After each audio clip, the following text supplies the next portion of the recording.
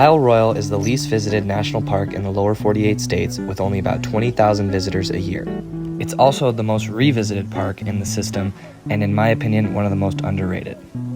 If you're planning a trip, which I highly recommend, it will take in-depth planning, flexibility, and a much bigger budget compared to most national parks.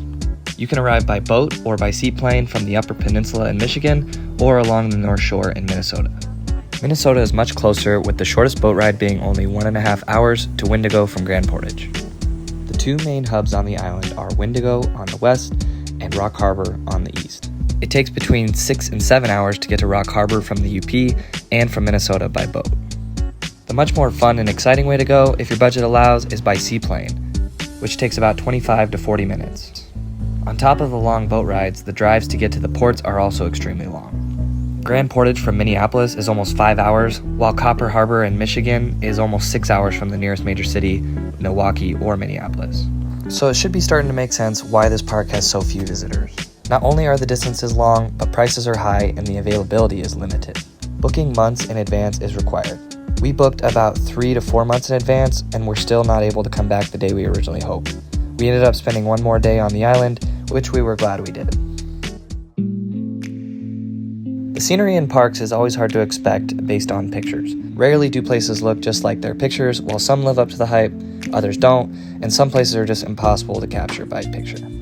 Isle Royale scenery was much better than we had hoped, but also difficult to capture. The max elevation of the island is just under 1,400 feet, which is tiny compared to most mountainous parks, but it's plenty high to see across Lake Superior into Canada, other islands, and even mainland Michigan.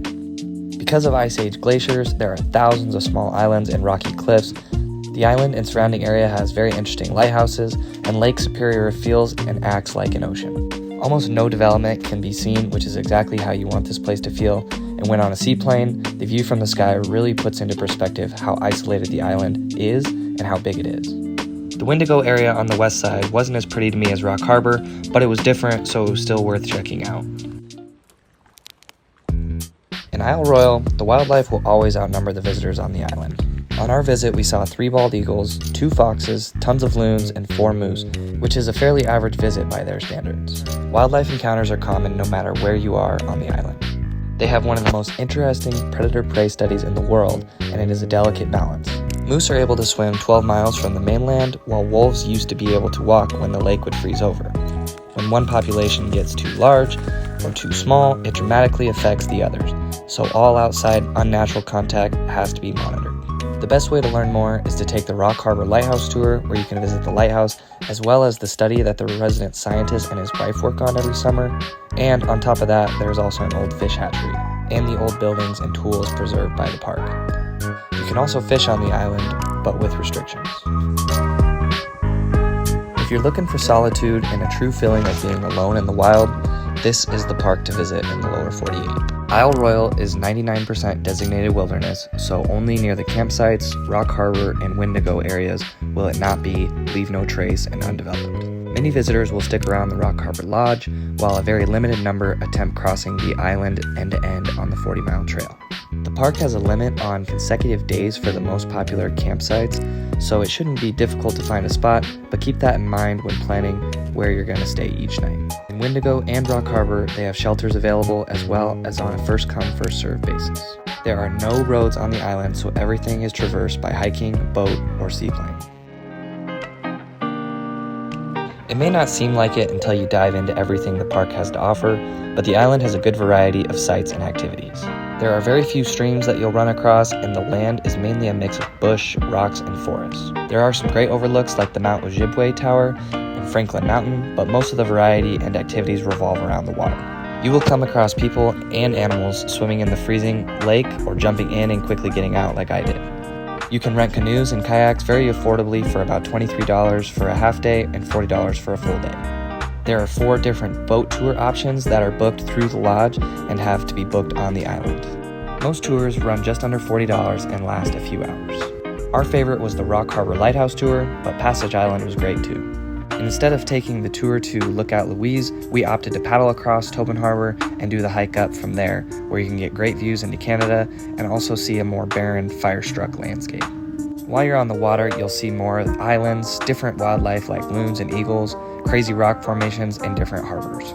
The The most exciting activity, in my opinion, will come in the form of a seaplane. We opted to take the intra-island flight to Wendigo so we could experience both sides of the park and take a much shorter and cheaper boat ride back to Minnesota. This section covers the weather, accessibility, accommodation, and cost, and is the lowest score on my review. Part of Isle Royale's downfall, though, is why the others shine so bright. So because of the high cost and difficult to reach location, that's also the reason why you'll have so much solitude and wild terrain. Not only are the trips to Rock Harbor 6 to 7 hours both ways on a boat, but the cost for a round trip will run you about $220. The cheapest option available is doing a day trip to Wendigo for $90 from Minnesota. Round trip flights will run over $300, and with us choosing the intra-island flight, we got the flight experience over the island at a much cheaper cost, as well as getting a cheaper and shorter ride back to Minnesota from Wendigo. When it comes to Isle Royale weather, we hit the lottery. We had low winds, fairly warm days where we could even wear shorts and a t-shirt, but you rarely want to leave that much skin exposed because of the mosquitoes.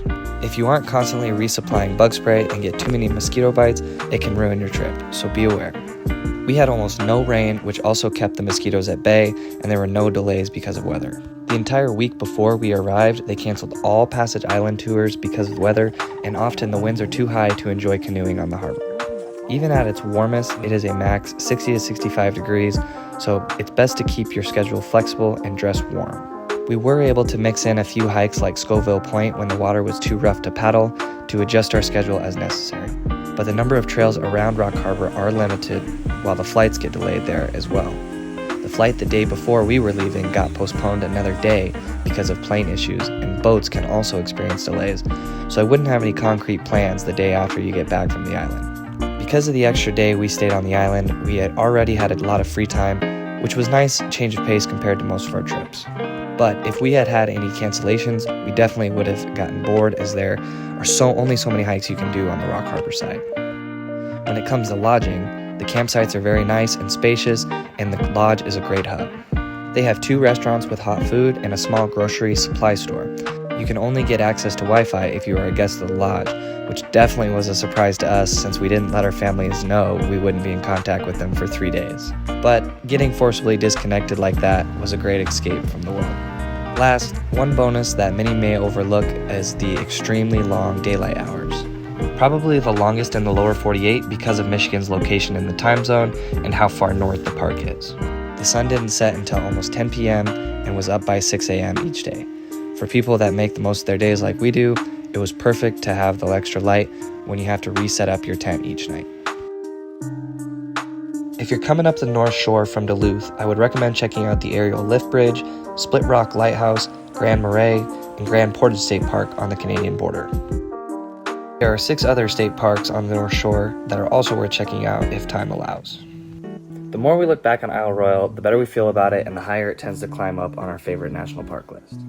A big part of my list has to do with circumstances like who we traveled with and how things like weather and availability affected our trip. If we came back to Isle Royale a second time, I'm not so sure we would get as lucky as we were, but you can always expect a great escape from the world, tons of wildlife interactions, and great views. This park currently sits at number 7 on my national park list out of 44 that I visited so far.